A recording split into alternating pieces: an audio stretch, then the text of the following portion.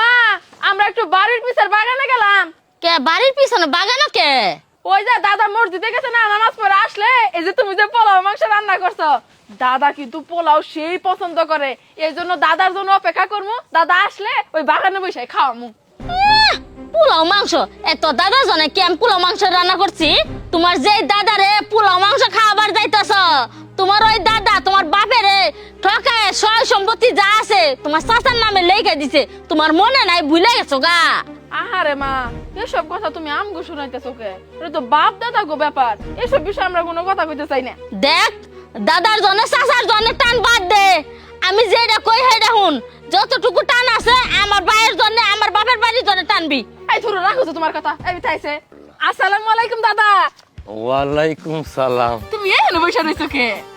দাদু আর কইস না, নামাজ পড়া রোদের মধ্যে বই হইছি, শরীরে অনেক জ্বর। বুঝতে পারছি দাদা, তুমি কি কোনো কিছুর গ্রান পাইতাছ?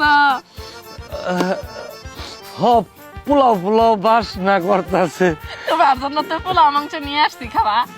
কই পাইলি তোরা? মা রাঁধছে, নিয়ে আসছি, নাও খা। দে, মেলা দিন ধরে খাই না তো। আচ্ছা খাইবা তো অবশ্যই, তবে খাওয়ার আগে তোমার সাথে আমার কিছু কথা আছে। কি কবি ক? কখনো কিন্তু এইসব বিষয়ে কথা কই নাই, এখন যেহেতু কইতাছি তুমি কিন্তু কষ্ট পাইও না দাদা। আচ্ছা আচ্ছা, তোমার তো দুইটা পোলা, তুমি সব কিছু তাহলে তোমার বড় পোলা মানে চাচার নামে লিখে দিলা কে?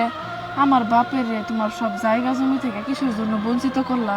এই যে দেখো, বাড়িতে কোনো কিছু ভালো মন্দ রান্না হইলে সর্বপ্রথম আমাকে তোমার কথা মনে পড়ে, যে কোনো জায়গায় যাওয়ার আগে তোমার কথা মনে পড়ে। তুমি অসুস্থ হইলে আমাকে অনেক কষ্ট হয়, খারাপ লাগে।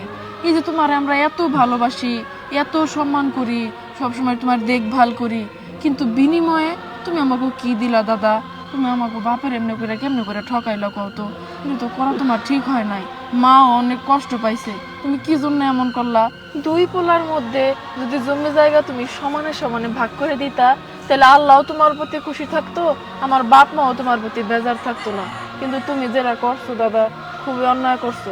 এই যে দেখো, তুমি এখন কত কষ্ট করে একা একা থাকো, আমরা সব সময় তোমার খেয়াল রাখতে পারি না। তুমি যদি এই ঝামেলাটা না লাগায় রাখতা, তুমি তো আমার সাথেই থাকতে পারতা।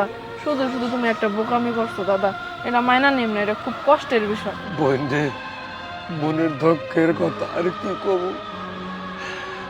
আমার ছোট পোলা আর ছোট পোলার বউ আমারে ভুল ভাল বুঝাইয়া আমারে আদর করছে, ভালো মন্দ কিছুদিন খাওয়াইছে। আমি বুঝতে পারি নাই কি এর জন্য আমারে এত আদর সোহাগ করতেছে।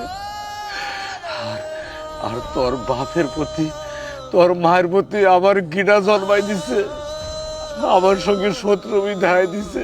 তোর বাপ জমি না পায়া কত কান্নাকাটি করছে।